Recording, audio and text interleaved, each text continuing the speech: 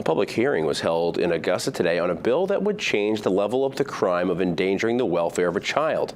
Proposed by Senator Joe Baldacci out of Penobscot County, endangering a child would be changed to a felony. It's currently a misdemeanor. Supporters of the bill, including law enforcement and various prosecutors, most discussing instances of infants overdosing on their parents' drugs. But opponents have issues with the broadness of the bill and don't think the amended law would deter the situations from happening. There have not been reasons to suggest that there's a true need for new felony crime.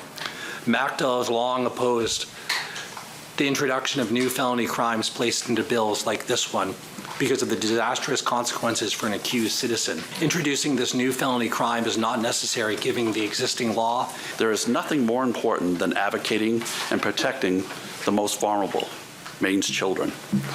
The amendments to the current statute are not intended to negatively impact the struggling mother, father, or caregiver of a child. They are intended to hold adults accountable for placing children in extremely dangerous situations.